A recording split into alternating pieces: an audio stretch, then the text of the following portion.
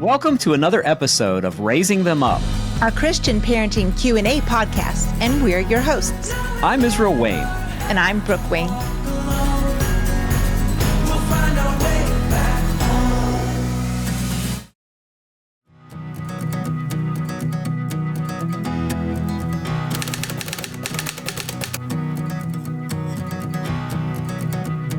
Welcome to another episode of the Raising Them Up Parenting Q&A podcast, where we answer your questions. We hope that you've subscribed to the podcast, and we actually would hope you'd tell some friends about it. If you have friends who are walking in this parenting journey, I think they might enjoy learning from and listening to this podcast as well. So please send a link. You can do that at raisingthemup.org. RaisingThemUp.org is the landing page for the podcast. Another thing you can do there is you can actually ask your own question. If you have a question you want to submit for a future podcast, you can do so at that link. You can also email it, raisingthemup@generations.org, raisingthemup@generations.org, or there's a toll-free number. It's 1-800-223-6567, 1-800-223-6567. You can leave a voicemail, and we will try to get to your question in an upcoming episode. So, Brooke, what is the first question that we have for this week? So, a mom wrote and said, many of our Christian friends, homeschooling and public schooling, are encouraging us to allow our rising seventh grader to join the local public school's cross-country team. They claim the coach is a Christian and that it's a great group of kids. We hate this idea for a few reasons. We don't care for the immodesty of the uniforms or the girls' practice clothes. We don't care for the new concern about brand names and cell phones amongst the students who we know who previously have been apart. We're concerned about one friend who developed an eating disorder her first year participating. We don't care for the massive amounts of time away from the home and time with kids that don't share our values. You would think these reasons were enough, but we still feel like we are taking crazy pills for holding these convictions when the people around us don't. This includes our own elders. Are we being overprotective? Are we robbing the experience from our son that he's supposed to have? Okay, so there's several things that we can address. We can first of all address some of the issues and concerns that this parent has raised, and we will. But first and foremost, there is something that the parent said. I don't know if it's a mother or a father, but I guess I'll presume it's a mom.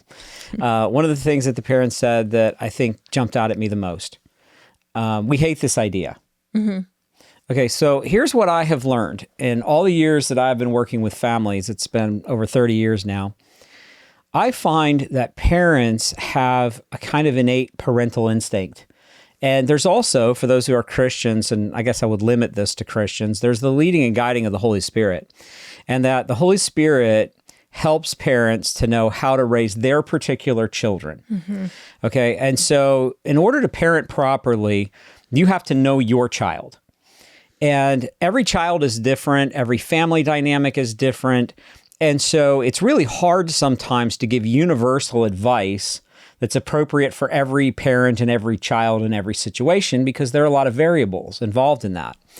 But I find that parents typically, especially those who are believers and are trying to live in a way that pleases God, and as the book of James says, if you lack wisdom, ask God. He gives liberally to all people without discriminating. And so when you're asking God for wisdom, He will give you wisdom and guidance, and He will direct you in knowing the right decisions that you should make for your children. Obviously, we're flawed people. We can mess up. But I find 9 times out of 10, parents know the thing they ought to do. Yeah. And then they talk themselves out of it because of what? Peer pressure, because of other people's opinions, because other people don't think that they're making a wise decision. I think this family, these parents already know what they should do. I think they have a pretty good handle on it. They see concerns. They have red flags. They don't like the fruit that they're seeing from this. They don't think the atmosphere is going to be beneficial. And yet other people are telling them, you should do this. And so I would just say that in my experience, parents never regret sticking to their convictions and holding to the things that they believe are going to be best for their child. 9 times out of 10, what they regret is when they had a conviction, they had some sort of a check about doing a certain thing, and they just ran through all the red lights. ignoring them because friends or well-meaning family or even church leaders thought they should do something different. So I just would say, regardless of what we were talking about here, unless it was flagrantly unwise or sinful, if the parent has a concern about it, has a check about it, just doesn't feel good about it, doesn't, hates this idea, go with your gut.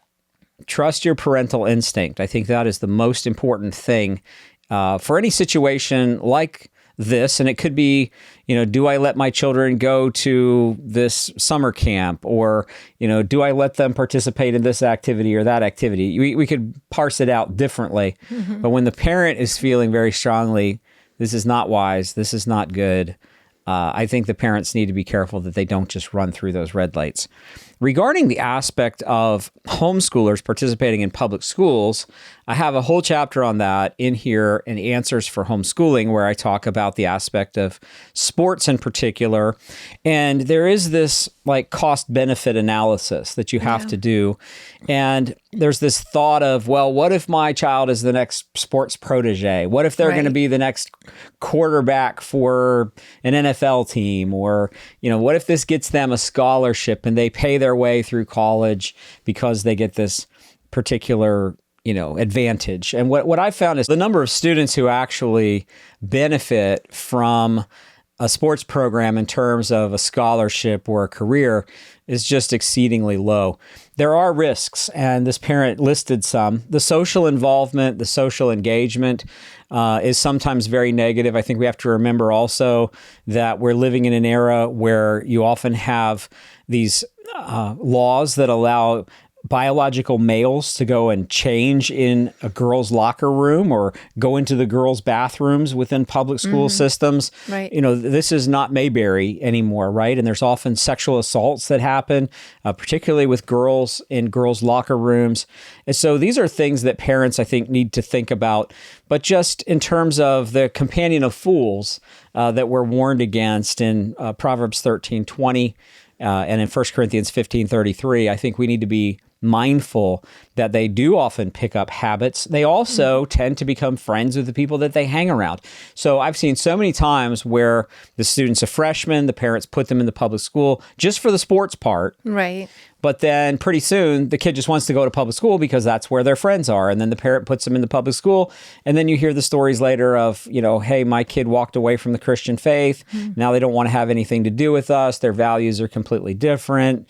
They're transitioning, or they've come out as gay or whatever. And I'm not saying this always happens, but statistically, there's about 3 out of 4 young people who walk away from their Christian faith during high school when they're in public school. So, it's a risk. I mean, you look at 25% that make it, that's not real high, statistically speaking. And so this cost-benefit analysis, they get to play track, they get to be on a sports team. Is it worth it? Right. And so for our family, it's not. We wouldn't do that. I think there's also the fact that in certain areas, and where you live, maybe you don't have this, but in certain areas, there are very robust, privately funded homeschool leagues and teams. Right. So where we live, there are lots of opportunities to be involved in track or to play basketball or volleyball on teams, and they actually have national competitions for homeschoolers. And what happens is whenever there are states that open up for these TiVo bills where you can play sports in the public school, there's several problems that I have with that, but one of which is it tends to shut down all the private homeschool groups, the parent-directed homeschool groups and sports teams. And all you have left then is the public school. Also, many states, the way that they've written in the laws of these TiVo bills, they put your child in as a part-time public school student. Sometimes you have to take additional classes at the public school, and they're getting funding for your child. So they might get $8,000 to $10,000 for your child to play football or to be on the track team. And you're enriching the public school system by participating in that system. Right. And so for us, we believe that we shouldn't look to the government as our source for how we raise our children. And we believe that we as a family are given the primary responsibility for that. And I've written a book on that topic called Education. Does God Have an Opinion? If you want to know what the Bible says about who's responsible for education, it's not the government. It's not even the church. It is the family. And we do believe that, we can come alongside other families and we can participate in group activities and we can find ways in which we do things together in community. But ultimately, it's still our responsibility. And I just find that parents increasingly are just looking to the government to be their source and their solution for everything. I think that's a dangerous trend, one that we need to watch. So if you're interested in getting these books, Answers for Homeschooling, Education Does God Have an Opinion, you can do so at the generations.org web store, generations.org. Just on the search feature there, look up Israel Wayne.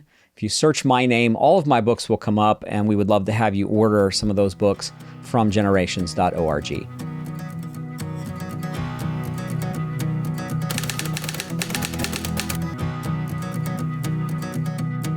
Next question is...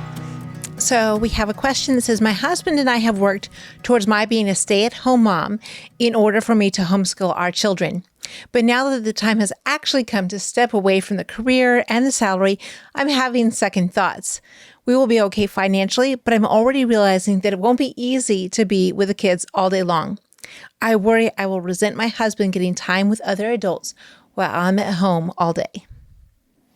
Yeah, I think there are other factors as well, where there's often an expression of competition. Yes. Between the husband and the wife. I don't know if this is the question or if there was another one, but we had one this last week in our Raising Them Up Facebook discussion group where someone mentioned that they feel the spirit of competition the wife has with her husband. Yeah. Of I want to get out there and show my worth by earning a wage as well. And so there's also just the jealousy that can set in, as she mentioned, of, my husband gets to have adult conversations and I'm, taking care of a baby who spits up on me and changing diapers and listening to sibling squabbles or, toddler tantrums or whatever. So, Brooke, what are your thoughts on that as a woman who could have had a career? And you did have a career before we were married. You published a magazine. Right. And so you had a business, and we've continued to have a business together that we do from home. And so you've been able to participate in that. But what are your thoughts? Well, it's hard because the perks that are presented through a career are so widely valued in our society, in our culture, and just to maintain a standard of living that is comfortable and all that. It's hard because in this era, having a one-income family is super challenging. It's really hard now. The economy really has really become much more difficult. Over the last few years, it's increased in difficulty, even though it was difficult before that. Yeah, I feel like there were pockets where people use that argument of, we can't afford to homeschool our children. And, you could. But it really is getting very difficult now. It is. Especially for young couples just starting out. It's very hard. And different parts of the country, sometimes I've talked to folks in various places and the houses are near $500,000 for a starter home. And I can't even comprehend that, from the prices of years ago. It's just amazing. And so property tax is what rent used to be. Right. Yeah. Right. So that perk is super hard to just turn away from and be like, oh, that's no consequence. It is a price. It is a sacrifice. And, for our family living on one income, it's been many times, okay, how do we squeeze these pennies together? And how do you make this work? And I will just say that is challenging. It isn't something to just brush off in this question. Yet, I think we need to say, okay, that's a perk. For this particular family that asked the question, that's not actually the issue on the table because they said they'd be able to live on just the husband's income. But there is also, just padded with that salary, there's that whole status. Yeah. And especially if there's been years through, say, college education or further, where a woman has developed those skills, spent maybe years of her life aiming towards a career, and then just to say, I'm going to pivot here and do something completely different. Not only then do you have your own concerns to deal with, usually there's parents and aunts and grandparents and uncles and all that say, wait a minute, we helped fund that project there to help get you into whatever school it was and to help you on this path. And so then it becomes a little bit of a question of, well, where's my value really laying? And where is my time being spent, especially then if it's been with other adults in a very creative or intense thinking where you are a leader maybe in that career, to then come home and lead children is a whole shift. And to be blunt, it won't feel great. Right. There's not the reward and the perks and the accolades. There's not the recognition by your neighbors and community to be like, oh, you are a valued person because you contribute to society, you contribute to the community. Now, not to take away from those jobs. And, I sure would rather go to a woman doctor than to a male doctor. So there's ways that we can appreciate people who are working in our communities, not to take away from that. But I also want to just press into this point that being a woman in the home, being a mother in the home, working with your children is something that only you can do. Your children cannot do without their mother without having drastic consequences. And sometimes it seems, yes, like when they're little, literally you're caring for their bodily needs just to make sure the diaper's changed and the nose is wiped and that they're fed and that all that process is cleaned up and so forth. And yet in those little years, there's that bonding and that connection that happens. And so I always try to tell moms, yes, it seems like you might just be wasting your life with the little things at that moment. Yet those are the people that very quickly, it's just astounding to me. They very quickly grow up to be asking you questions, and that relationship takes on a whole discipleship model where you're not only caring for them and feeding them literally. Now you're also starting to feed their souls and nurture them and answer those questions that come and train them and discipline them times. And all of that package is something that God has fitted for us as parents. And he talks about that in Deuteronomy 6. And I love this passage where it says, when you are walking along the way, to talk about the Lord, when you're rising up, when you're laying down, when you're eating, when you're just going about ordinary life. And I really see that is the discipleship model that we're called to as believers. It's throughout life. It's throughout the day. It's easy to say, well, I'll give my children really quality time and we'll focus on this like cute Bible study. Nothing against cute Bible studies, but 10 minutes of Bible study a day weighed against daycare, training, government school, all the negative influences of the peers, indoctrination that often happens from intentional teachers who are trying to steer your child into a political or social or ideological worldview. Yeah. It's, 10 minutes a day. Even an hour. The average mom today spends only an hour a day with her children, according to the 2022 U.S. labor statistics. Yeah, we know a lot of that's go take your bath. Yeah. Chew with your mouth closed. Right. It's not the quality time that we think, oh, it's really going to encapsulate all this heart-to-heart time. It really comes down to some very practical things that we would talk about in that short hour if that's all we were allowed. And yet, here's this call in Scripture to walk with our children, to talk with them, to eat with them, to be sharing about who the Lord is throughout all of that. And, it is a bit of laying down your life for your children. And I think that's something that we need to be very realistic when we talk with others about, or for this mom, that there is a high cost to this. There is a big sacrifice to choosing, I'm going to step aside from a career and come into the home, and I'm going to lay my life down for my children because, frankly, that's what it is. It's a high cost, but you are not replaceable in their lives. In every area outside of your family, you are replaceable. But within that family unit, your children really need you to be that one who's following the Lord, who's treasured up the things of the Lord in your own heart and is giving them in a life-giving sort of way. So I look at that cost and I say, yeah, I think you need to figure out what is your why. The only real reason I can see to make such a big, drastic thing is actually, you're going to be surprised, is not actually to homeschool. And by that, I mean the academic portion of the schoolwork.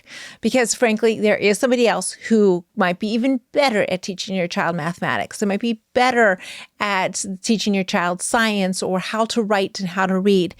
But nobody else can do it in a way that encompasses the whole person in a whole way of living for discipleship. And so if you want to consider giving your life away to this area, I consider the only real value to it is in bringing your children in discipleship in that homeschooling, home living, family living sort of experience. No one can give your child you. That's the only thing that you can give to your child that nobody else can, is the best of yourself. I actually wrote a whole chapter in Answers for Homeschooling, the top 25 questions critics ask. I have chapter 15 in here as, will I be wasting my life? And I encourage you to get a copy of this book. So you can go to generations.org and you can purchase this by just searching for my name, Israel Wayne, at the generations.org web store.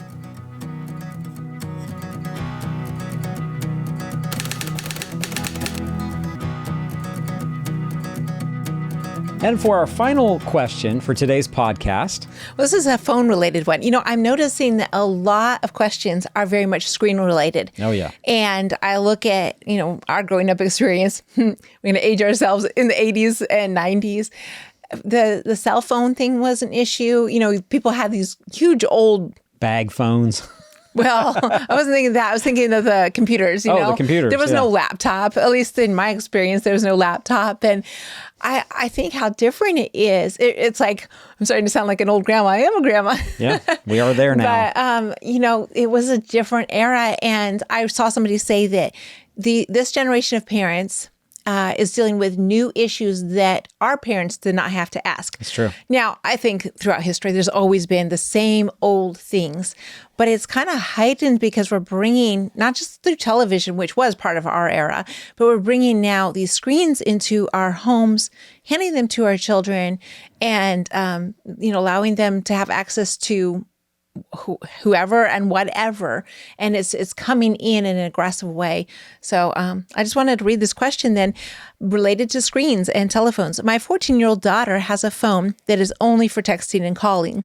She is a friendly kid and likes to text friends through the phone controls we have to approve those that she actually texts. Now there are being boys added to the mix of texting friends.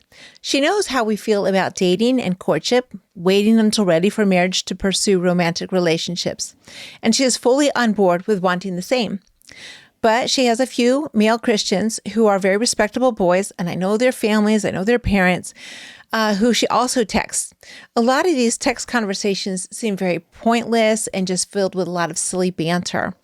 So I look at this and I wonder, is this the direction we want to pursue? My gut is telling me no.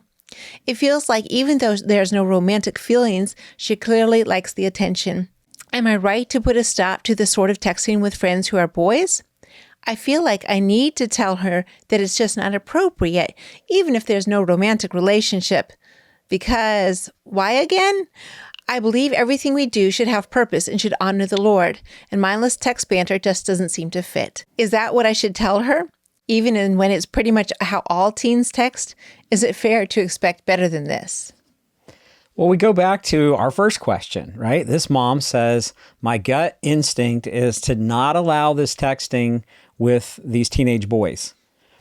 Something is telling her that's not a good idea. That won't work out well. But everybody thinks she's overprotective, and this is what all teenagers are doing. And so she's talking herself out of what she believes is the best choice. Yes. So, we've heard from hundreds of families who have said that their teenagers are spending dozens of hours every week texting back and forth between a boyfriend, a girlfriend, or, developing these deeply entrenched emotional romantic relationships, sometimes with young people that don't even live in their geographical area, but they've developed this friendship online. And I know so many parents that have regretted doing that. And I don't know parents who then say down the road, oh, I just wish that I would have let my teenage daughter text with teen boys.